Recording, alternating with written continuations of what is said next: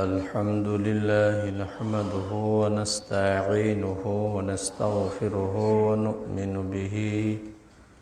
ونؤمن به ونتوكل عليه ونعوذ بالله من شرور أنفسنا ومن سيئات أعمالنا من يهده الله فلا مضل له ومن يضلله فلا هادي له ونشهد أن لا إله إلا الله وحده لا شريك له ونشهد أن محمدا عبده ورسوله فقد قال الله تعالى في كلامه المجيد أعوذ بالله من الشيطان الرجيم يا أيها الذين آمنوا اتقوا الله حق تقاته ولا تموتن إلا وأنتم مسلمون يا أيها الناس اتقوا ربكم الذي خلقكم من نفس واحدة وخلق منها زوجها وبث منهما رجالا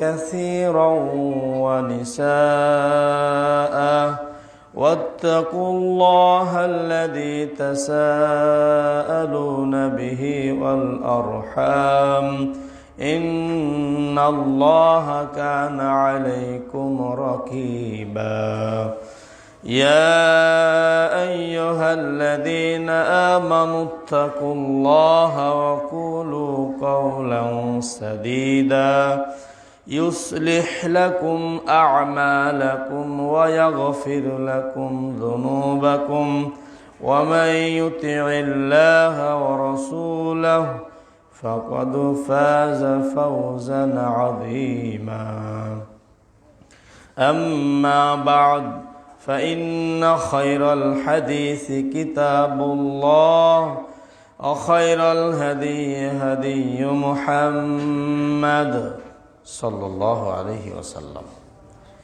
وشر الأمور محدثاتها وكل محدثة بدعة وكل بدعة ضلالة وكل ضلالة في النار فقد قال الله تعالى في كلامه المجيد بسم الله الرحمن الرحيم قاف والقرآن المجيد بل عجبوا أن جاءهم منذر منهم فقال الكافرون هذا شيء عجيب أإذا متنا وكنا ترابا ذلك رجع بعيد قد علمنا ما تنقص الأرض منهم وعندنا كتاب حفيظ بل كذبوا بالحق لما جاءهم فهم في أمر مريج أفلم ينظروا إلى السماء فوقهم كيف بنيناها وزيناها وما لها من فروج والأرض مددناها وألقينا فيها رواسي وأنبتنا فيها من كل زوج بهيج تبصرة وذكرى لكل عبد منيب ونزلنا من السماء ماء مباركا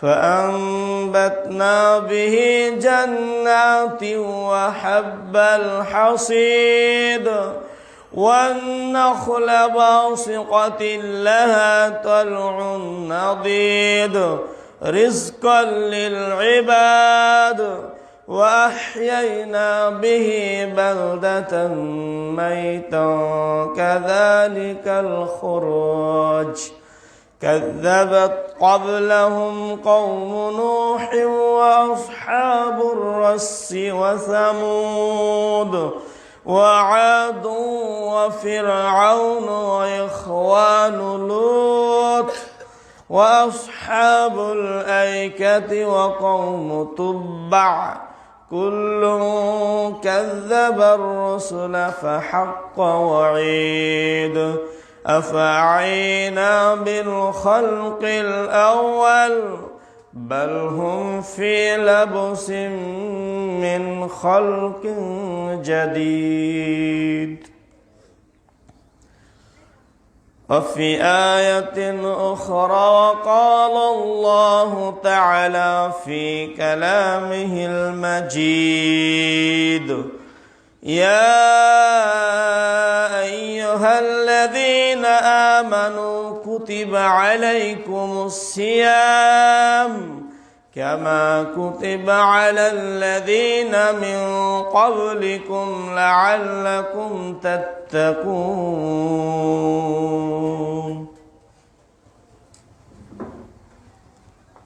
عن أبي هريرة رضي الله عنه قال قال رسول الله صلى الله عليه وسلم من صام رمضان إيمانا واحتسابا غفر له ما تقدم من ذنبه ومن قام رمضان إيمانا واحتسابا غفر له ما تقدم من ذنبه ومن قام ليلة القدر إيمانا واحتسابا غفر له ما تقدم من ذنبه রাহুল বুখারী।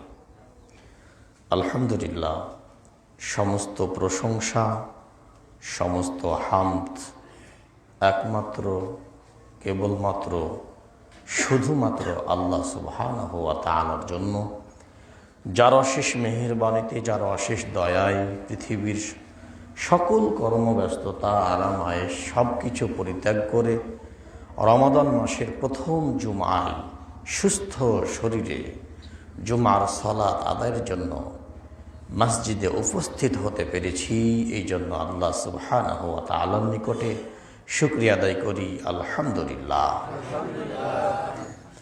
অতঃপর সর্বকালের, সর্বযুগের সর্বশ্রেষ্ঠ মহামানব সৈয়দুল মুরসালিন খাতামুন নবীন রাহমাতুল লিল আলামিন, আমাদের প্রাণ প্রিয় নবী মুহাম্মদুর রাসূলুল্লাহ সাল্লাল্লাহু আলাইহি ওয়াসাল্লাম, যার আদর্শকে লালন করি, যার আদর্শকে ধারণ করি, যার আদর্শকে পরিবারে, সমাজে, রাষ্ট্রে বাস্তবায়নের জন্য রাত দিন অক্লান্ত পরিশ্রম করে যাচ্ছি, আমাদের নবীর উপরে দরুদ ও সালাম বর্ষিত হোক। আল্লাহুম্মা সাল্লি আলাইহি আল্লাহুম্মা বারিক আলাইহি। সম্মানিত উপস্থিতি, আজকের জুমার আলোচনার আলোচ্য বিষয় রমাদান মাসে করণীয় ও বর্জনীয়। রমাদান মাসে কি কি আমল করা জরুরি এবং কি কি আমল থেকে বিরত থাকা জরুরি, এই বিষয়ের উপরে এক গুরুত্বপূর্ণ তথ্যবহুল সংক্ষিপ্ত আলোচনা পেশ করার চেষ্টা করব ইনশাআল্লাহ। ওমা তাওফিকি ইল্লা বিল্লাহ। খুতবার শুরুতে আমি বলতে চাচ্ছি সকল দ্বীনি মুসলিম ভাই বোনের উদ্দেশ্যে যে আজকের খুতবাটা একটু গুরুত্ব দিয়ে মনোযোগ দিয়ে শোনার জন্য বিনীত অনুরোধ জানাচ্ছি। রমাদান মাসে করণীয়, এই বিষয় নিয়ে প্রথমে আমরা আলোচনা করব। রমাদান মাসে আমাদের প্রথম করণীয় হলো সিয়াম পালন করা। আল্লাহ সুবহানাহু ওয়া তাআলা সূরা বাকারার 183 নম্বর আয়াতে বলেন, ইয়া আইয়ুহাল্লাযীনা আমানু, হে ঈমানদারগণ, কুতিবা আলাইকুমুস সিয়াম, তোমাদের উপরে সিয়ামকে ফরজ করা হলো, কামা কুতিবা আলাল্লাযীনা মিন ক্বাবলিকুম, যেমনই ভাবে তোমাদের পূর্ববর্তীদের উপরে সিয়ামকে ফরজ করা হয়েছিল। বাক্যগুলোর অর্থ একটু চিন্তা করবেন। আল্লাহ সুবহানাহু ওয়া তাআলা খাস করে মুমিনদেরকে ডাক দিলেন। প্রথম বাক্যই ইয়া আইয়ুহাল্লাযীনা আমানু, ওহে বিশ্বাসীগণ, মুমিনগণ, কুতিবা আলাইকুমুস সিয়াম, তোমাদের উপরে সিয়ামকে ফরজ করা হলো, কামা, যেমনই ভাবে, আলাল্লাযীনা মিন ক্বাবলিকুম, তোমাদের পূর্ববর্তীদের উপরে ফরজ করা হয়েছিল। তার মানে আল্লাহ আমাদেরকে এটা বোঝাচ্ছেন যে শুধু তোমাদের উপরে যে সিয়াম ফরজ, বিষয়টা এমন নয়, বরং পূর্ববর্তী যেসব উম্মাত পৃথিবীতে এসেছিল সেই সকল নবীর উম্মাতদের উপরেও সিয়ামকে ফরজ করা হয়েছিল। তবে আমাদের যেমন পুরো রমাদান মাস টানা 1 মাস সিয়াম পালন করতে হয়, তাদের বিধানগুলো এরকমটা নাও হতে পারে। সম্মানিত উপস্থিতি, শেষের কথা আল্লাহ বলছেন লাআল্লাকুম তাত্তাকুন, যাতে করে তোমরা মুত্তাকি হতে পারো, যাতে করে তোমরা তাকওয়াশীল হতে পারো। তাহলে মুমিন ব্যক্তিদের ওপরে আল্লাহ সিয়ামকে ফরজ করেছেন কেন? যেন আমরা কি হতে পারি ভাই? এই যে ভাই, কি হতে পারি? মুত্তাকি হতে পারি, তাকওয়াশীল হতে পারি। অন্তরে আল্লাহর ভয় যেন সৃষ্টি হয়। বাঘের ভয়, সাপের ভয়, হিংস্র জন্তুর ভয় আর আল্লাহর ভয়, এগুলো কি সমান? জি না। আল্লাহর ভয় এটা অন্তর থেকে। দেখবেন রমাদান মাসে কেউ পানি পান করে না, তৃষ্ণায় বুকটা ফেটে যাচ্ছে, চাইলে সে অন্ধকারে গিয়ে পেট পূর্ণ করে তৃপ্তি সহকারে পানি পান করতে পারে, খাচ্ছে না। কেন খাচ্ছে না? ও জানে যে কেউ দেখছে না, কিন্তু দেখছেন কে? আল্লাহ। আল্লাহ দেখছেন, তিনি অন্তরের খবর জানেন। দেখবেন একটা ছোট্ট বাচ্চা 6-7 বছর বয়স, তারপরেও বাচ্চাটা কি করে না? সিয়াম ভাঙে না। কেন? ও ইচ্ছা করলে গোপন জায়গায় গিয়ে পানি খেতে পারে, খায় না। ওই যে আমরা তাদেরকে আদর্শ শিখাচ্ছি, আমরা ছোটবেলা থেকে শিখে এসেছি। কেউ দেখছেন না, দেখছেন কে? আল্লাহ। সম্মানিত উপস্থিতি, সুতরাং রমাদান মাসে আমাদের প্রথম করণীয় হলো সিয়াম পালন করা। রমাদান মাসের সিয়াম পালন করতে হবে। রমাদান মাসের সিয়ামকে আল্লাহ এই আয়াতের মাধ্যমে ফরজ করেছেন।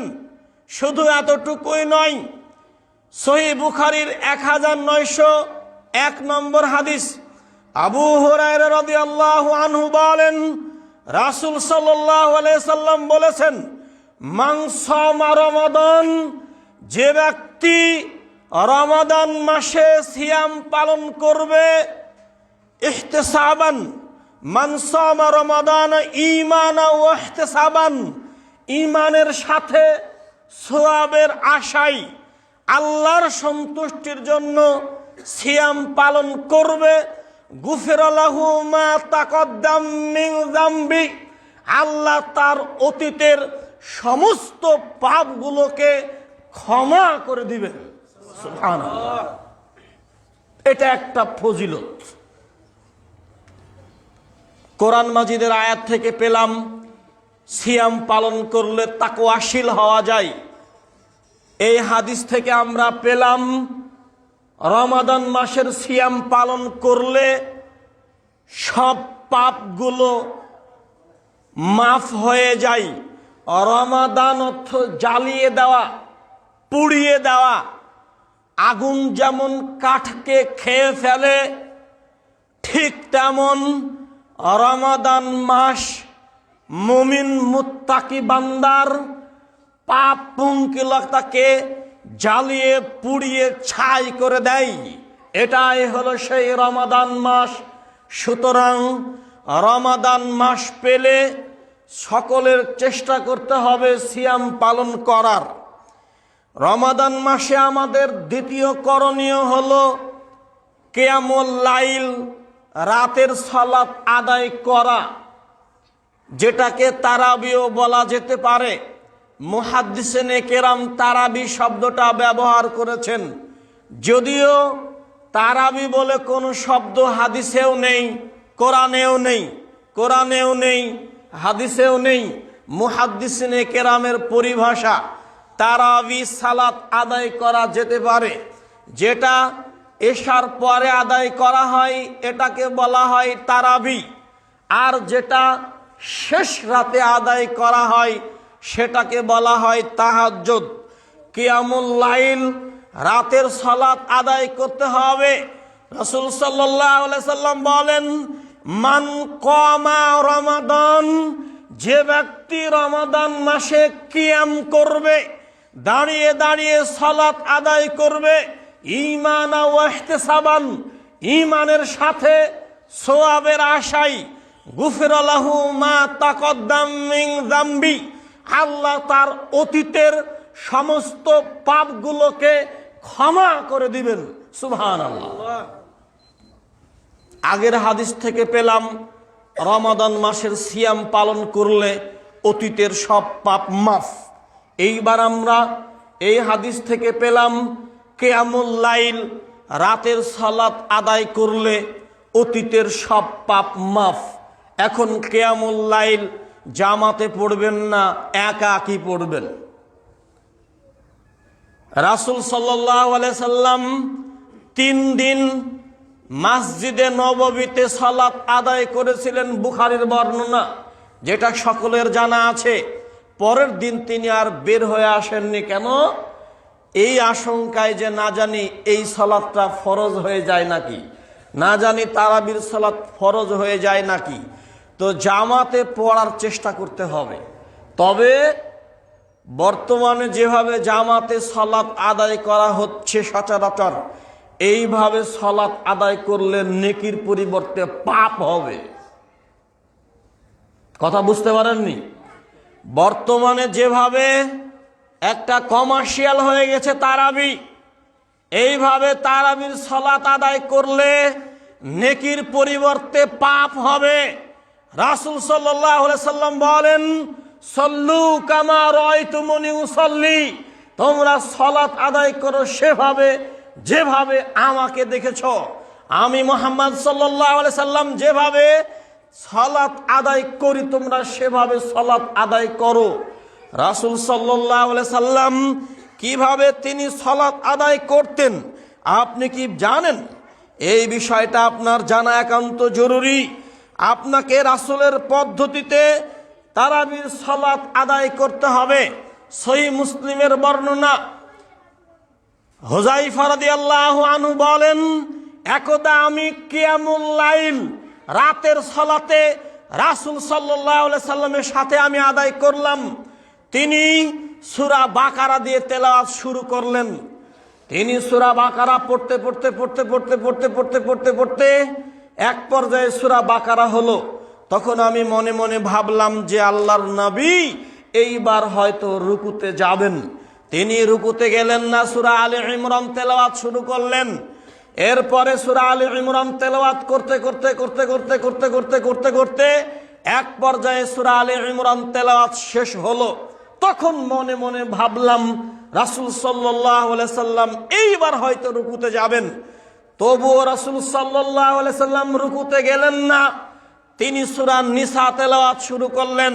সূরা নিসা তেলাওয়াত শেষ হলো, তারপরে তিনি রুকুতে গেলেন।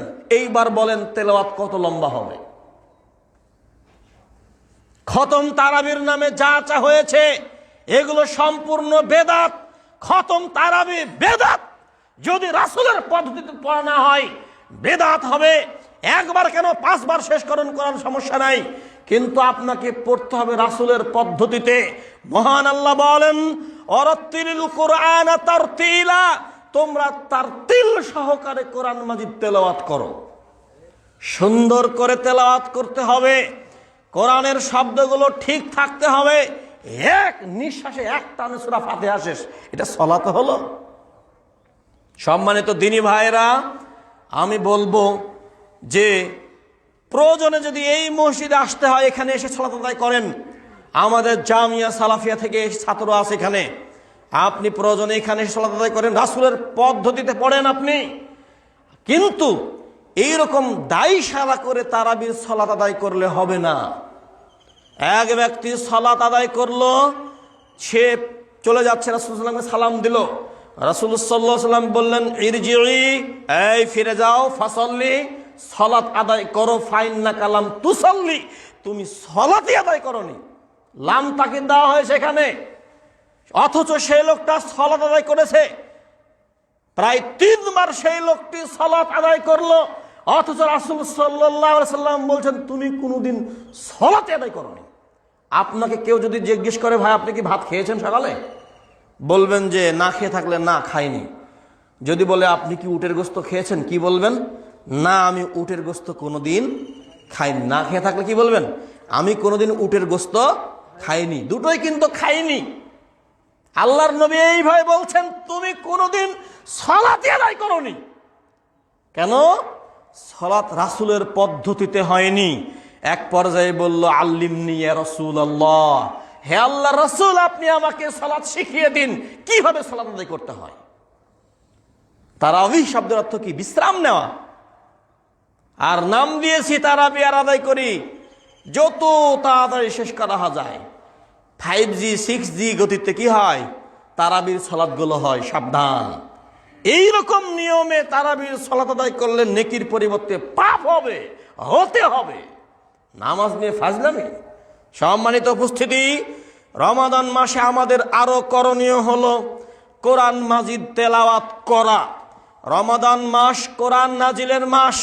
মহান আল্লাহ বলেন সূরা বাকারা 185 নম্বর আয়াত, শাহরু রমাদান, রমাদান এমন একটা মাস, আল্লাযী উনজিলা ফীহিল কোরআন, যিনি এই মাসে কোরআন নাজিল করেছেন।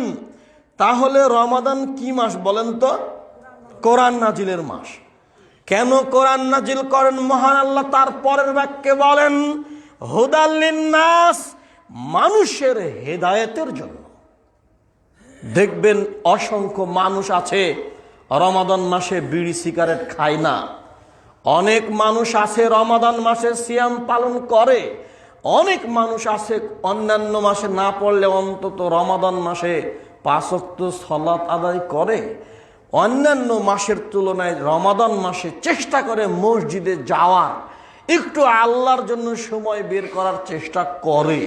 এটা হলো হেদায়েতের মাস। প্রথম বাক্যে আল্লাহ বললেন, রমাদান এমন একটা মাস যেই মাসে আল্লাহ কোরআন নাজিল করেছেন। আর এটা আর এমন একটি মাস যে মাসে হেদায়েতের মাস, হুদাল লিন্নাস ওয়া বাইয়িনাতিন মিনাল হুদা ওয়াল ফুরকান। সম্মানিত উপস্থিতি, সুতরাং রমাদান মাসে বেশি বেশি কোরআন তেলাওয়াত করবেন। কিয়ামতের মাঠে মানুষের জন্য 2টি জিনিস সুপারিশ করবে, 2টি আমল মানুষের জন্য সুপারিশ করবে। তার মধ্যে একটা হলো সিয়াম, আরেকটি হলো কোরআন মাজিদ। সুতরাং কোরআন মাজিদ বেশি বেশি তেলাওয়াত করবেন। বিশেষ করে শেষ রাত্রে আপনি পড়বেন, সেই সময় ফেরেশতা নাজিল হবে, আল্লাহ নিজ আসমানে নেমে আসেন। আপনি শেষ রাত্রে কোরআন বেশি বেশি তেলাওয়াতের চেষ্টা করবেন।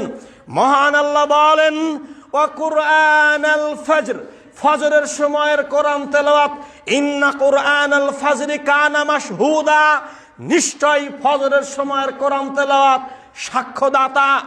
ফজরের সময় কোরআন তেলাওয়াত করুন, নিশ্চয় ফজরের সময়ের কোরআন তেলাওয়াত হলো সাক্ষ্যদাতা। কিয়ামতের মাঠে আপনার জন্য কোরআন মাজিদ সুপারিশ করবে। সুতরাং আপনি ফজরের সময় নিয়মিত কোরআন তেলাওয়াত করুন। প্রতিদিন 1 থেকে 2 পারা কোরআন পড়ার চেষ্টা করুন। রাসূল সাল্লাল্লাহু আলাইহি সাল্লাম তার জীবনের শেষ সময় তিনি জিবরিল আমিনকে 2 বার কোরআন মাজিদ শুনিয়েছিলেন। সহিহ বুখারীর 4998 নম্বর হাদিস থেকে এটাই পাওয়া যায়। রাসূল সাল্লাল্লাহু আলাইহি সাল্লাম যেই বছর মৃত্যুবরণ করেন তার জীবনের শেষ রমাদানে তিনি জিবরিল আমিনকে 2 বার কোরআন শুনিয়েছিলেন। তবে রমাদান মাসে কোরআন তেলাওয়াতের নামে অনেককে দেখা যায়, অনেক মহিলাকে দেখা যায়, অনেক মানুষকে দেখা যায় কোরআন বকশিয়া দেয়। বাপের নামে কোরআন পড়ে বকশিয়া দেয়, মায়ের নামে কোরআন পড়ে বকশিয়া দেয়, স্বামীর নামে কোরআন পড়ে বকশিয়া দেয়। এটা একেবারে সম্পূর্ণ নাজায়েজ, হারাম। এই মর্মে যে হাদিসগুলো বর্ণিত হয়েছে সব জাল জয়ীফ হাদিস, সহিহ হাদিস নয়। সুতরাং মৃত ব্যক্তির নামে কোরআন পড়া যাবে না। সম্মানিত উপস্থিতি, মৃত ব্যক্তির জন্য 3টি কাজ করতে পারেন।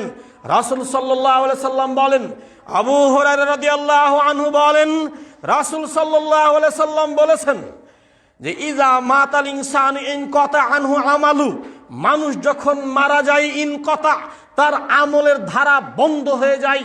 ইল্লা মিন সালাসা, তবে 3টি ছাড়া। 1 সাদাকাতিন জারিয়াতিন, সাদকায়ে জারিয়া। 2 ইলমুন ইনতাফাউ ফি, এমন ইলম যা দ্বারা উপকার লাভ করা যায়। উপকারী ইলম, কাউকে একটা দোয়া শিখিয়েছেন, কাউকে একটা আদব শিখিয়েছেন, কাউকে একটা আখলাক শিখিয়েছেন, কাউকে একটা সূরা শিখিয়েছেন, আপনি সালাম দেওয়া শিখিয়েছেন, যে কোনো ভালো কাজ শিখিয়েছেন। উপকারী জ্ঞান যদি আপনি কাউকে শিখিয়ে যান তাহলে এটা যাবে। 3 ওয়ালাদুন সালিহুন ইয়াদউ লাহু, নেক সন্তান তার জন্য যে দোয়া করে সেটা কাজে লাগবে। আপনার বাপের জন্য দোয়া করেন, মায়ের জন্য দোয়া করেন, কবরে গিয়ে দোয়া করেন। কবরকে পেছনে রেখে সাইডে দাঁড়ান, আপনি দাঁড়িয়ে কেবলামুখী হয়ে একা একা হাত তুলে মুনাজাত করেন, কোনো সমস্যা নেই। বুখারীর বর্ণনা, রাসূল সাল্লাল্লাহু আলাইহি সাল্লাম কবরস্থানে গিয়ে নিজে হাত তুলে দোয়া করেছেন। ওই যে মা আয়েশার হাদিসটা আপনাকে স্মরণ করিয়ে দিই। এক রাতে রাসূল সাল্লাল্লাহু আলাইহি সাল্লাম ঘর থেকে বের হলেন, চুপি চুপি মা আয়েশা রাদিয়াল্লাহু আনহা তিনিও বের হলেন। তিনি ভাবছেন যে হয়তো কোন স্ত্রীর কাছে যাবে, তিনি ভাবছেন আজকে আমার পালি, অথচ আল্লাহর নবী যাচ্ছে কোথায়, তার পিছু নিলেন। এক পর্যায়ে যেতে যেতে দেখলেন তিনি জান্নাতুল বাকি গোরস্থানে গেলেন। সেখানে গিয়ে তিনি হাত তুলে মোনাজাত করলেন। এই যে দেখেন, হাত তুলে মোনাজাত করা যায়। পারলে আপনি রাতে গিয়ে হাত তুলে মোনাজাত করেন, দিনে গিয়ে হাত তুলে মোনাজাত করেন, যে কোনো সময় আপনি পিতামাতার জন্য হাত তুলে মোনাজাত করেন।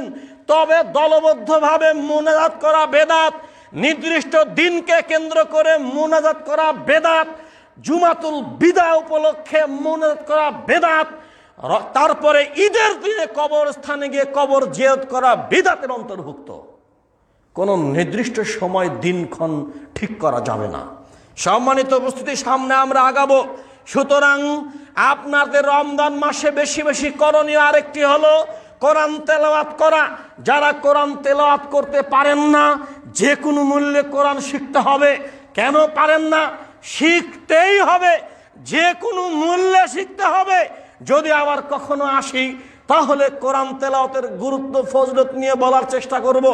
আজকে এতটুকুই বললাম, কোরআন তেলাওয়াত শিখতেই হবে।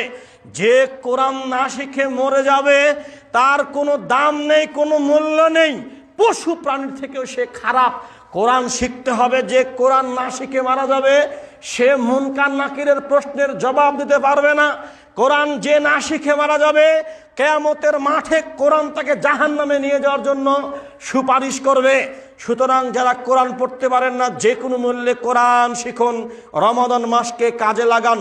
আল্লাহ সুবহানাহু ওয়া তাআলা বিষয়গুলো আমাদের বোঝার এবং আমল করার তৌফিক দান করুন। আল্লাহুম্মা আমিন। বারাকাল্লাহু লানা ওয়া লাকুম ফিল কুরআনি ওয়া নাফা'না বিকুম বিআয়াতি ওয়া যিকরিল হাকীম ইন্নাকা লাযালিকুল কারীম মালিকুম রাউফুর রাহিম।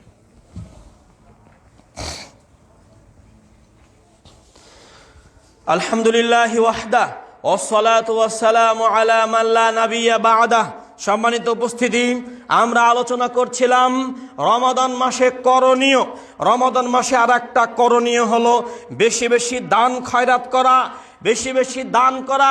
সহিহ বুখারীর 1902 নম্বর হাদিস সহ আরো অনেক হাদিসে এসেছে রাসূল সাল্লাল্লাহু আলাইহি সাল্লাম রমাদান মাসে এত দান করতেন, রমাদান মাসে এত দান করতেন, রমাদান মাসে এত দান করতেন, প্রবাহিত বাতাসের ন্যায় দান করতেন। প্রবাহিত বাতাস যেমন থেমে থাকে না, আল্লাহর নবীর কাছে যা কিছু আসতো তিনি এইরকম ভাবে এক সময় রাখতেন না।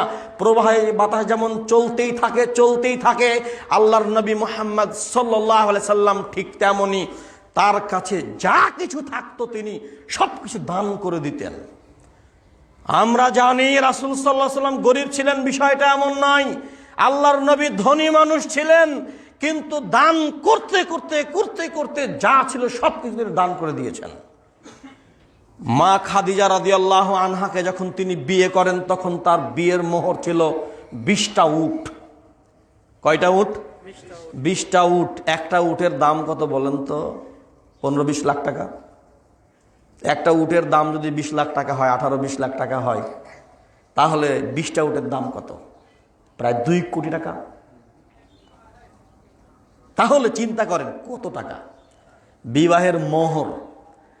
তার মানে আল্লাহর নবী গরিব ছিলেন বিষয়টা এরকম নয়, বরং দান করতে হবে, দানের প্রতি উৎসাহিত করা হয়েছে। আপনি দান কয় টাকা করেন? মসজিদের জন্য দান করতে বললে মুখ কালো হয়ে যায়, আর দান নাই, পকেট থেকে টাকা বের হয় না। বাঁচতে চাইলে দান করবেন। সুতরাং রমাদান মাসে একটা অন্যতম আমল হলো দান করা। বেশি বেশি দান করবেন, দান করতে হবে। আর সাদাকাতু বুরহান, দান হলো দলিল, জান্নাতের দলিল হলো দান। যারা দান করে না তাদের ব্যাপারে মহান আল্লাহ বলেন, আল্লাযী জামা মালা ওয়া আদ্দাদা, যারা তাদের সম্পদকে জমা করে এবং বারবার গণনা করে, ইহসাবু আন্না মালাহু আখলাদা, তারা মনে করে এই সম্পদ যুগ যুগ ধরে তার কাছে থেকে যাবে, এই সম্পদ তাকে চিরস্থায়ী করবে। কাল্লা, কখনোই নয়। লায়ুমবাদান্না ফিল হুতামা, অচিরে তাকে হুতামা নামক জাহান্নামে নিক্ষেপ করা হবে। মহান আল্লাহ বলেন, ওমা আদরাকা মাল হুতামা, হে নবী আপনি কি জানেন হুতামা কি? নারুল্লাহিল মুকাদা, এটা হলো জ্বলন্ত উত্তপ্ত আগুন, যেই আগুন মানুষকে মেরেও ফেলবে না। সুম্মা লা ইয়ামুতু ফিহা ওয়া লা ইয়াহইয়া, অতঃপর এই আগুন তাকে মেরেও ফেলবে না, জীবিত রাখবে না। এটা হলো জাহান্নামের আগুন। সুতরাং দান করুন, সাদাকা করুন। রমাদান মাসে যত বেশি পারেন দান করেন, সাদাকা করেন। যাদের উপরে যাকাত ফরজ হয়েছে জাকাত দিয়ে দেন। সম্মানিত উপস্থিতি, রমাদান মাসে আর একটা অন্যতম করণীয় হলো যে সিয়াম পালনকারীকে ইফতার করানো। চেষ্টা করবেন সিয়াম যে পালন করেছে তাকে ইফতার করানো। সৌদি আরবে যারা গেছেন তারা দেখেছেন, সৌদি আরবে জায়গায় জায়গায়, মোড়ে মোড়ে, বাজারে বাজারে, বিভিন্ন জায়গায় জায়গায় তারা ইফতার নিয়ে বসে থাকে ইফতারে দেওয়ার জন্য। দেখেছেন আপনারা? দেখবেন বিভিন্ন ভিডিওতে, বা যারা গেছে তারা জানে ইফতারির কত আয়োজন। তো যে ব্যক্তি কোন সিয়াম পালনকারীকে ইফতার করাবে, সে সিয়াম পালন করে যে নেকি অর্জন করেছে তাকে সমপরিমাণ নেকি দান করা হবে। সুবহানাল্লাহ। সামান্যতম কম বেশি করা হবে না। সুতরাং চেষ্টা করবেন সিয়াম পালনকারীকে ইফতার করানোর চেষ্টা করবেন। যদি সম্ভব হয় মসজিদে ইফতারের আয়োজন করার চেষ্টা করবেন। সম্মানিত সহিহ হাদিস, তিরমিজির 807 নম্বর হাদিস, ইবনে মাজার 1746 নম্বর হাদিস। সম্মানিত উপস্থিতি, রমাদান মাসে আমাদের আরো করণীয় হলো লাইলাতুল কদর অন্বেষণ করা। লাইলাতুল কদর অন্বেষণ করতে হবে। লাইলাতুল কদরের ব্যাপারে আমি প্রথমে যেটা স্বাভাবিক বলি যে 21, 23, 25, 27, 29 এই রাত্রিগুলোতে তারাবির নামাজ হবে না, সব রাত জাগতে হবে। আর যে তারাবির নামাজ হয় লম্বা কেরাত, লম্বা রুকু, লম্বা সিজদা, লম্বা মুনাজাত, লম্বা জিকির আজকার, লম্বা কোরআন তেলাওয়াত। কথা বুঝতে পারেননি? এই স্বাভাবিক গতিতে এইভাবে নয়। যখন শেষ দশক আসতো, রাসূল সাল্লাল্লাহু আলাইহি সাল্লাম একেবারে কাপড় গুটিয়ে নিতেন রাত জাগার জন্য। আপনি কি করেন? শেষ দশক আসলে আমাদের তো আর সময় থাকে না। প্রথম 10 দিন নিত্য পণ্য প্রয়োজনীয় যেগুলো আছে, প্রয়োজনীয় তেল, ডাল, পেঁয়াজ, আদা, রসুন, হ্যান ত্যান, বাজারে ঢোকা যায় না, এত দাম, এরা ব্যবসা করে। মাঝের 10 দিন কাপড় চোপড়, যারা ব্যবসায়িক কাপড়ের ব্যবসায়িকেরা ব্যবসা করে। আর শেষের 10 দিন ভ্যান চালক, রিক্সা চালক, বাস চালক, যারা গাড়ি চালক আছে সবাই ব্যবসা করে। আর সব মিলিয়ে শেষের দিকে এসে ঈদের বাজার, কাপড় চোপড় ক্রয়, বাড়িতে আসা, বাড়ির ইত্যাদি কুটুম সাক্ষাৎ, আত্মীয় স্বজন আসবে, এই আত্মীয় স্বজনের জন্য প্রস্তুতি নিতে নিতে লাইলাতুল কদর কখন পার হয়ে গেছে বুঝতে পারেন। সারাদিন শুধু পাগলের মতো ছুটে বেড়াচ্ছে, সারাদিন শুধু খেপা কুকুরের মতো ছুটে বেড়াচ্ছে। আর দিন শেষে রাত যখন হচ্ছে, শরীর তো ক্লান্ত, এমনিতেই সিয়াম ছিল, শরীর ক্লান্ত, শুয়েছে, এক ঘুমে রাত পার। হে থাক, 21 রাত পার হয়ে গেল, 23 রাত তো জাগবো, 23 রাত পার হয়ে গেল, আচ্ছা দেখি 25 রাতটা চেষ্টা করবো। উঠে তাও 1 ঘন্টা 2 ঘন্টা উঠেছে, নামাজ পড়েছে একটু, তাও ঘুম চলে আসে, উল্টে পড়ে যায়, ইবাদতে মনোযোগ নাই। হলো এটা। বাংলাদেশের পরিবেশ পরিস্থিতি অন্যরকম। এইখান থেকে আপনাকে বের হয়ে আসতে হবে। রমাদান মাস হলো ইবাদতের মাস। রমাদান মাসে কেন এত খেতে হবে? রমাদান মাসে কেন এত কাজ করতে হবে? রমাদান মাসে কেন এত কিছু করতে হবে? কেন আপনি লাইলাতুল কদর উদযাপন করতে পারেন না? কেন আপনি 5টি রাত জাগতে পারেন না? কেউ বলতে পারবে না 27 রমাদান লাইলাতুল কদর, এটা ভুল কথা। রাসূল সাল্লাল্লাহু আলাইহি সাল্লাম রমাদানের শেষ দশক লাইলাতুল কদর অন্বেষণের জন্য বলেছেন। সহিহ বুখারী 2017 নম্বর হাদিস, সহিহ বুখারী 2020 নম্বর হাদিস, সহিহ বুখারী 2021 নম্বর হাদিস, আর অনেক গ্রন্থে হাদিস আছে। প্রত্যেকটা গ্রন্থে হাদিস ঠিকই পড়ে আছে। অথচ কিভাবে বাংলাদেশের মানুষ জেনে গেল যে 27 রমাদান লাইলাতুল কদর? জি না, লাইলাতুল কদর পেতে হলে আপনাকে শেষ দশকের বেজোড় রাত্রিগুলো অন্বেষণ করতে হবে। আপনাকে আমি বলি, যে কোনো মূল্যে এই 5টা রাত জাগবেন। যদি আপনি না জাগেন, আমার কিছুই করার নেই। আমি বলবো এশার নামাজ পড়ে বাড়িতে যান, যাওয়ার পরে 1-1.5 ঘন্টা 2 ঘন্টা ঘুমান, ঘুমিয়ে রাত 10টা-11টার সময় ঘুম থেকে উঠে লাগেন সালাত আদায় করতে। অনেকেই মনে করে যে 8 রাকাত সালাত, এত কম সালাত। একটু আগে আপনাকে সহিহ মুসলিমের হাদিস দেখালাম না আমি, আল্লাহর নবীর তেলাওয়াত কেমন ছিল। আমরা বিভিন্ন বক্তব্য শুনেছি রাসূল সাল্লাল্লাহু আলাইহি ওয়াসাল্লামের পা ফুলে গেছে, দাঁড়িয়ে থেকে এত পরিমাণে তেলাওয়াত করতেন যে তার কি পা ফুলে যেত। আপনার কতটুকু পা ফুলে? আপনি কয় ঘন্টা দাঁড়িয়ে থাকেন? দুনিয়ার কাজে তো মাঠে ঘাটে গিয়ে ঠিকই রোদের মধ্যে কাজ করতে পারেন, রোদরে কাজ করতে পারেন, বৃষ্টিতে ভিজে কাজ করতে পারেন, ঠান্ডা, এত ঠান্ডা তারপরে কাজ করতে পারেন। কিন্তু সলাতে এসে কেন এত অলসতা? কেরাত লম্বা হলে কেন মন টিকে না? আপনার সলাত কেন ভালো লাগে না? রমাদান মাস আপনাকে আমি বলে গেলাম, অন্তত শেষ দশকের বেজোড় রাত্রিগুলো বাদ দিবেন না। যে কোনো মূল্যে লাইলাতুল কদরকে পেতেই হবে। একটা বর্ণনা এসেছে, রাসূল সাল্লাল্লাহু আলাইহি সাল্লাম বলেছেন, যে ব্যক্তি লাইলাতুল কদর থেকে বঞ্চিত হলো, সে যেন সমস্ত কল্যাণ থেকেই বঞ্চিত হলো। আর যে এই কল্যাণ থেকে বঞ্চিত হলো, সে হলো সবচেয়ে বড় হতভাগা, কপাল পোড়া।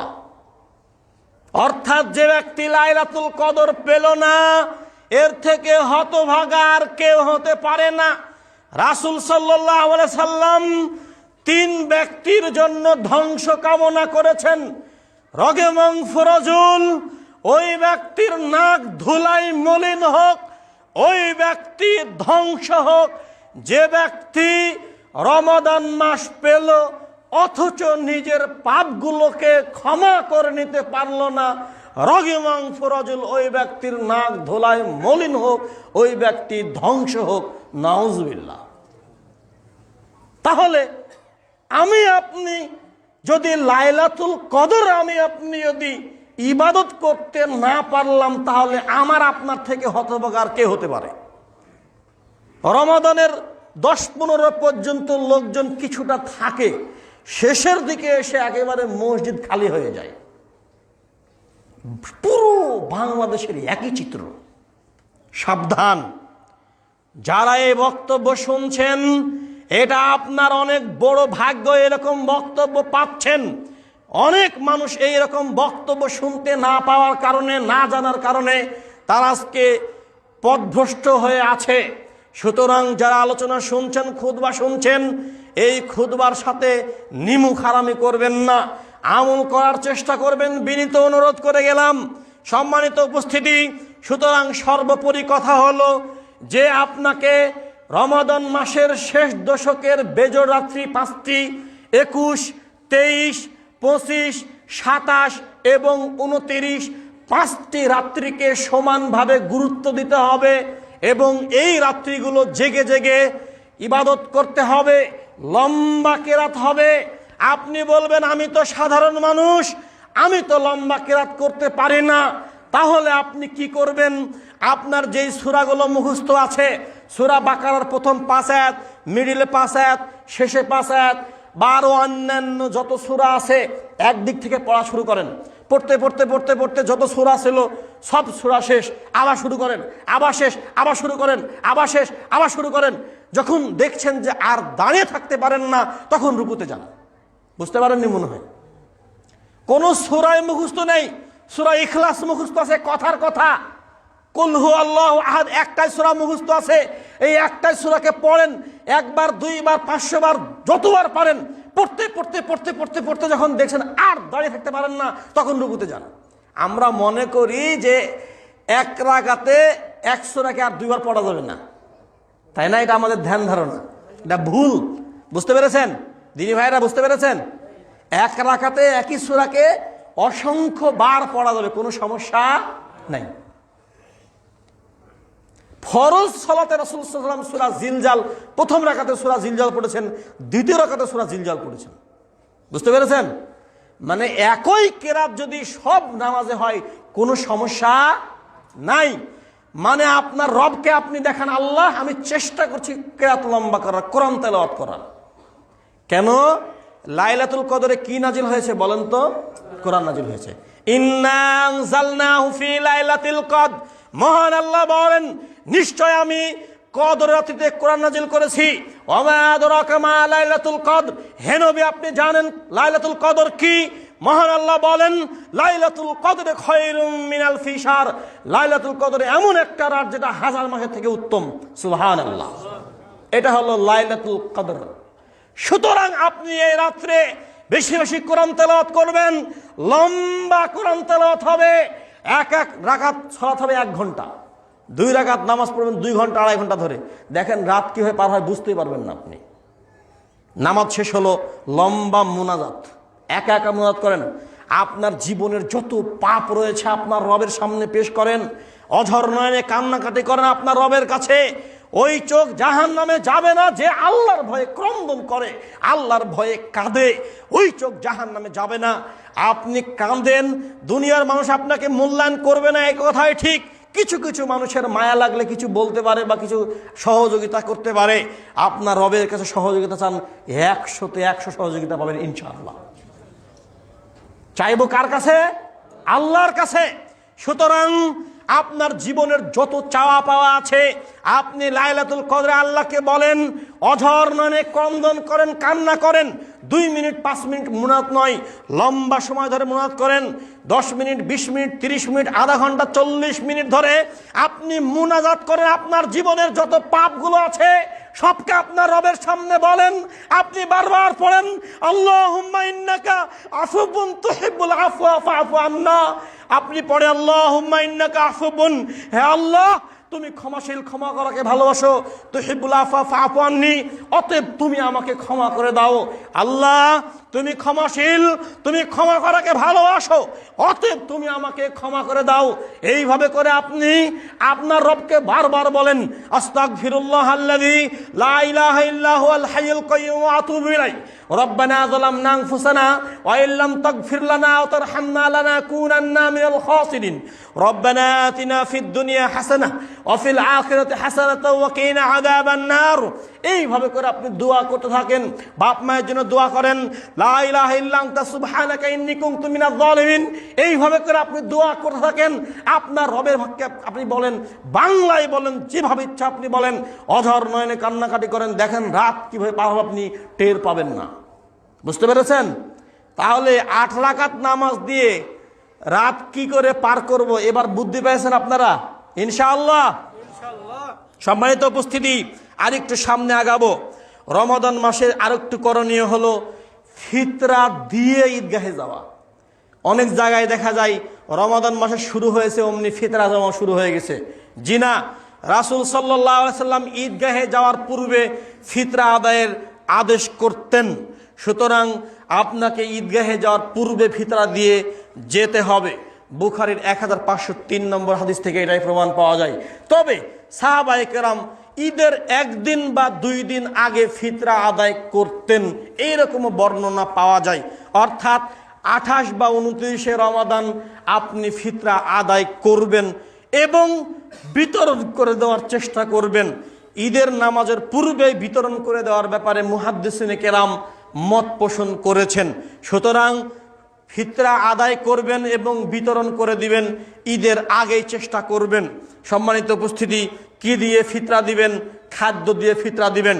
টাকা দিয়ে ফিতরা হবে না, কিয়ামত পর্যন্ত হবে না। যত বড়ই মুফতি, যত বড়ই মুহাদ্দিস এই ফতোয়া দিক, টাকা দিয়ে ফিতরা হবে না কথাই চূড়ান্ত। খাদ্য দিয়ে ফিতরা দিতে হবে, এটাই ঠিক। যে যেরকম মানের চাউল খায় সে সেই মানের চাউল দিয়ে ফিতরা আদায় করবে। কতটুকু চাউল দিবে? 2.5 কেজি চাউল দিয়ে ফিতরা আদায় করতে হবে। 2.5 কেজি চাউল দিলে যথেষ্ট হবে। যদিও কিছু কিছু ওলামায়ে কেরাম বলছেন যে 1 সা সমান 3 কেজিও বলা যেতে পারে। তো 3 কেজিটা নয়, 4 মুদ, 4 মুদ সমান দেখা যায় 4 মুদ মানে 4 আজলা। আপনি দেখেন 2 কেজি থেকে 2 কেজির উপর হতে পারে, 2.5 কেজি যাবেই না।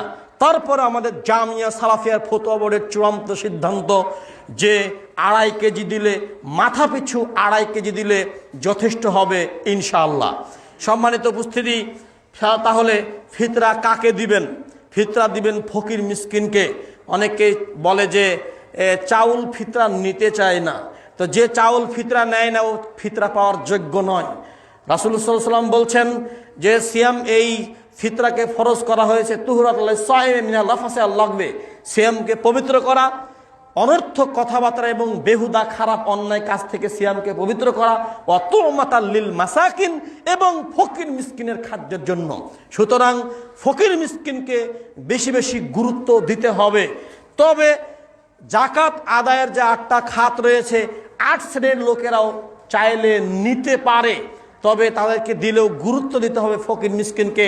কারণ আবু দাউদের 1609 নম্বর হাদিসে রাসূল সাল্লাল্লাহু আলাইহি সাল্লাম ফকির মিসকিনের কথা খাস করেছেন। সুতরাং ফকির মিসকিনকে দেওয়া যেতে পারে। জাকাত এবং ফিতরা এর মাঝে কিছুটা পার্থক্য আছে। জাকাত ফরজের জন্য নির্দিষ্ট পরিমাণ নেসাব সম্পদ হতে হবে। নেসাব পরিমাণ সম্পদ হলে জাকাত ফরজ হয়। আর মুসলিম হলেই ফিতরা ফরজ। সে হতে পারে গোলাম, হতে পারে দাস, হতে পারে গরিব, হতে পারে ফকির, হতে পারে মিসকিন, ফিতরা আদায় করতেই হবে। ছোট হোক, বড় হোক, নারী হোক, পুরুষ হোক, যুবক হোক, বৃদ্ধ হোক, স্বাধীন হোক, দাস হোক, গোলাম হোক, ফিতরা সকলের ওপরে আদায় করা ফরজ। বুঝতে পেরেছেন? অনেকেই মনে করে ফিতরার জন্য নির্দিষ্ট পরিমাণ নেসাব সম্পদ হতে হবে, এটা ভুল ধারণা। মুসলমান হলেই ফিতরা দিতে হবে। তাহলে কি করে দিবে? যদি একেবারে গরিব অসহায় মানুষের কাছে কর্জ করে ধার করে দিবে, তারপরে সে তো ব্যাক ফিরে পাবে। দেখবেন যারা গরিব অসহায় মানুষ লিস্ট করবেন, লিস্ট করার পরে দেখবেন যারা একেবারে দরিদ্র 4 মুন 5 মুন করে দিয়ে দেন চাউল। তার থেকে যা একটু ভালো কে দেন 2 মুন 3 মুন, তার থেকে ভালো 1 মণ 1.5 মণ, তার থেকে আর একটু ভালো দেন আধা মণ। আর দেখুন ফকির চায় বেড়ায়, সব গ্রাম গ্রাম চায় বেড়াচ্ছে, দেন 2 কেজি 5 কেজি করে দেন। কথা বুঝতে পেরেছেন? এবার নিজের এলাকার গরিব অসহায় মানুষগুলো কি করবেন? বেশি বেশি দিবেন, 2 মণ 4 মণ 5 মণ এভাবে 7 মণ করে দিন চাউল দেন। যদি 2 মাস 4 মাস নাই যায় তাহলে লাভ কি হলো? বেছে বেছে দিবেন যারা একেবারে গরিব অসহায় কি তাদেরকে। বুঝতে পেরেছেন কথাগুলো? সম্মানিত উপস্থিতি, আমরা সামনে আরেকটু আগাবো, অনেক আলোচনা আছে। দাওয়াতি কাজ করা, রমাদান মাসে বেশি বেশি দাওয়াতি কাজ করতে হবে, মানুষকে সৎ কাজের আদেশ করতে হবে, অসৎ কাজে নিষেধ করতে হবে। আব্দুল্লাহ ইবনে আমর রাদিয়াল্লাহু আনহু বলেন, রাসূল সাল্লাল্লাহু আলাইহি সাল্লাম বলেছেন, সহিহ বুখারীর 3461 নম্বর হাদিস, বাল্লিগু, তোমরা পৌঁছে দাও, আন্নি, আমার পক্ষ থেকে, ওয়ালাউ আয়া, একটা আয়াত জানা থাকলে তোমরা পৌঁছে দাও। সুতরাং যারা আজকের এই খুতবা শুনলেন, তাদের দায়িত্ব কর্তব্য হলো যারা অন্যান্য দ্বীনি ভাইরা আছে তাদের কাছে এই বক্তব্যগুলো পৌঁছে দেওয়া। প্রয়োজনে আমরা রেফারেন্স সহ বক্তব্য বলার চেষ্টা করেছি, যেটা ভিডিও রেকর্ডিং হচ্ছে, এই বক্তব্য দিতে পারেন প্রয়োজনে। সম্মানিত উপস্থিতি, সুতরাং এইটা সম্পর্কে সবাইকে দাওয়াতি কাজ করতে হবে। রমাদান মাস দাওয়াতি কাজ করতে হবে, যতটুকু সময় পাবেন প্রত্যেকেই নিজ নিজ পক্ষ থেকে দাওয়াতি কাজ করবো আমরা ইনশাআল্লাহ। সম্মানিত উপস্থিতি, কি দাওয়াতি কাজ করবেন, কিভাবে রাত জাগবেন, কিভাবে আপনি রমাদান সিয়াম পালন করবেন, তারাবির নামাজ পড়বেন, কিভাবে, যে বিদ্যা আমরা আলোচনা করলাম, এই বিষয়গুলো আপনারা আলোচনার চেষ্টা করবেন। সম্মানিত উপস্থিতি, আমরা এখন একটু আসবো যে কি কি কাজ বর্জনীয় রমাদান মাসে। আমরা খুব শর্টকাট আমরা শেষ করব। 1 নম্বর হলো অশালীন মিথ্যা কথা পরিহার করা, খারাপ ভাষা প্রয়োগ করা বন্ধ করা। কেউ যদি আপনার সাথে তর্কে লিপ্ত হয়, কেউ যদি আপনার সাথে খারাপ কাজে লিপ্ত হয়, তর্কে বাক বিদণ্ডা লিপ্ত হয়, গন্ডগোল করতে আসে, আপনি বলবেন ভাই আমি সিয়াম আছি, তার সাথে কথা বাক বিদণ্ডা লিপ্ত হবেন না। সম্মানিত উপস্থিতি, আর একটা আমাদের বর্জনীয় হলো যে মায়েকে সাহারির জন্য ডাকা, এটা বন্ধ করতে হবে, এটা বর্জনীয় আমল। আমরা দেখতে পাচ্ছি মায়েকে ডাকা হচ্ছে, মা বোনেরা উঠুন, ভাত রান্না করুন, আর এতটা বাজে, আর এত মিনিট সময় আছে, আর 5 মিনিট সময় আছে, খাইলে খান নাহলে নাই, বিভিন্ন কৌতুক সব হয়ে গেছে, তাই না? ফানি ভিডিও বের হয়েছে, এগুলো নিয়ে রিলস বের হয়েছে, টিকটক বের হয়ে গেছে, কি একটা অবস্থা হয়ে গেছে এগুলো নিয়ে ইবাদতের নামে। এগুলো আসলে জামানায় ছিল না। সর্বোচ্চ আপনি আজান দিতে পারেন, আজান দিতে পারেন, যেটা সহিহ বুখারীর 1924 নম্বর হাদিস থেকে প্রমাণিত। রাসূল সাল্লাল্লাহু আলাইহি সাল্লাম বলেন, বেলাল যখন আজান দেয় তখন তোমরা সাহারি খেতেই থাকো, যখন উম্মে মাকতুম আজান দেয় তখন তোমরা সাহারি খাওয়া শেষ করো। বুঝতে পেরেছেন? সুতরাং আপনাকে সাহারির জন্য আজান দিতে পারেন, মায়েকে ডাকাডাকি করা যাবে না। এখন মোবাইলের যুগ, মোবাইলে অ্যালার্ম দিলে যথেষ্ট হয়, কেন ভাবে মায়েকে ডাকতে হবে? এটা বিদআতের অন্তর্ভুক্ত। রাসূল সাল্লাল্লাহু আলাইহি ওয়াসাল্লাম, সাহাবায়ে কেরাম, তাবেঈ, তাবেঈ, সালফে সালেহিনের সময় এরকম কোন রীতিনীতি ছিল না। এই ইদানিং এগুলো চালু হয়ে গেছে, মসজিদে মুখে ডাকা মায়েকে ভাবে, এটা বিদআত, সাবধান। সম্মানিত উপস্থিতি, তারপরে আরেকটা কথা হলো যে সিয়ামের জন্য মুখে নিয়ত করা, মুখে নিয়ত পড়া বিদআত। নিয়ত করতে হয়, যখনই রমাদানের চাঁদ উঠে গেছে তখনই আমরা নিয়ত করে ফেলেছি, তাই না? নিয়ত করিনি আমরা যে চাঁদ উঠে গেলে আমাকে সিয়াম রাখতে হবে, পুরো মাস সিয়াম রাখতে হবে, এটাই নিয়ত হয়ে গেছে, আর নতুন কিছু লাগবে না। বুঝতে পেরেছেন? নিয়ত করতে হয়, নিয়ত বলতে হয় না। আসমানের নিচে জমিনের ওপরে মর্মে কোনো জাল হাদিসও নাই। সম্মানিত উপস্থিতি, তারপরে আরেকটু কাজ হলো যে তাড়াতাড়ি ইফতার করা। সহিহ বুখারীর 5647 নম্বর হাদিস, তাড়াতাড়ি ইফতার করা। তাড়াতাড়ি মানে যে সূর্য ডোবার আগে ইফতার করবেন বিষয়টা এমন নয়, মানে সূর্য ডোবার সাথে সাথে কি করতে হবে? ইফতার করতে হবে। অনেকে সতর্কতামূলক 2 মিনিট 3 মিনিট পরে ইফতার করে, যে এত সারাদিন না খেয়ে থাকলাম আর 2 মিনিট 3 মিনিট না খেয়ে থাকতে পারবো না। সাবধান, এরকমটা করা যাবে না, এইরকম করা যাবে না। রাসূল সাল্লাল্লাহু আলাইহি ওয়াসাল্লাম বলছেন, আমার উম্মত ততদিন পর্যন্ত কল্যাণের ওপর থাকবে যতদিন তারা সঠিক সময়ে তাড়াতাড়ি ইফতার করবে। অর্থাৎ সঠিক সময়ে ইফতার করতে হবে। এই মসজিদের একটা হিস্ট্রি আছে, শুনছিলাম আমি, রাসূল ভাই বলছিলেন যে এখানে নাকি সঠিক সময়ে আজান দেওয়া হয়, এই জন্য অনেক ঝামেলা হয়েছিল। আলহামদুলিল্লাহ, এখন ইসলামিক ফাউন্ডেশন থেকে যখনই সূর্যাস্ত হচ্ছে তখনই টাইম দেওয়া হয়েছে, আলহামদুলিল্লাহ। এটাই নিয়ম, সূর্য ডোবার সাথে সাথে ইফতার করতে হবে। সম্মানিত উপস্থিতি, সামনে আমরা আগাবো। সুতরাং সতর্কতামূলক 2 মিনিট 3 মিনিট দেরি করা যাবে না। আর একটা আছে যে আজান শোনার সাথে সাথে খাবার বন্ধ করে দেওয়া, এমনকি মুখে থাকলে সেই খাবারটাও ফেলে দেয়, যে আজান দিয়েছে খাওয়া যাবে না। আপনাকে একটা সহিহ হাদিস বলি, আবু দাউদের 2350 নম্বর হাদিস, সহিহ হাদিস। নাসিরউদ্দিন আলবানী রহমতুল্লাহ আলাইহি হাদিসের সহিহ বলেছেন, যদি আপনি খাবার খাওয়া অবস্থাতে হাতে পানি আছে বা প্লেটে খাবার আছে, খাচ্ছেন, এই মতো অবস্থায় আজান দিয়েছে, আপনি তাড়াতাড়ি করে প্লেটে সব ভাত খেয়ে তারপরে উঠবেন। বুঝতে পেরেছেন? তোমরা হাতের খাবার রেখে দিও না, আল্লাহ নবী নিষেধ করছেন। আজান হয়ে গেলেও হাতের খাবার রেখে দিও না, তোমরা খেয়ে নাও। চেষ্টা করবেন সঠিক সময়ে খাওয়ার। কেন দেরি হবে? বাই চান্স কোনো দেরি যদি হয়ে যায় তাহলে কি করবেন? খেয়ে। এখন দেখছেন যে আজান হয়ে গেছে, এখন কি করবেন? ঘুম থেকে দেখছেন যে আজান হয়ে গেছে, সারিকার সময় আর নাই, না খেয়ে সিয়াম থাকবেন। কি করবেন? না খেয়ে সিয়াম থাকবেন। সাহারি খাওয়া সুন্নাত। অনেকেই মনে করে সাহারি খেতে পারেনি মানে কি সিয়াম আর হবে না। ভুল কথা। বা যদি কারোর সিয়াম অবস্থায় বমি হয়ে যায়, সমস্যা আছে? বমি হয়ে গেলে সমস্যা নেই, সিয়াম হয়ে যাবে। কেউ যদি ইচ্ছা করে বমি করে তাহলে সিয়াম বাদ হয়ে যাবে, কিন্তু অনিচ্ছাকৃত বমি হয়ে গেলে সমস্যা নেই, সিয়াম হয়ে যাবে। বুঝতে পেরেছেন? তাহলে এখন আপনি ঘুম থেকে উঠে দেখছেন সাহারিকার সময় নেই, আজান হয়ে গেছে, না খেয়ে সিয়াম থেকে যাবেন। বুঝতে পেরেছেন? আচ্ছা, সামনে আগাবো আমরা। অনেক মাসালা ছিল, সময়ের কারণে আমরা শেষ করে দিচ্ছি শর্টকাট। যে মৃত ব্যক্তির নামে ইফতার মাহফিলের আয়োজন করা বিদআত, চলবে না। আপনি ইফতার মাহফিল আপনি খাওয়াবেন, আপনি নেকি পাবেন। বুঝতে পেরেছেন? তাহলে পিতামাতার জন্য কি করবেন?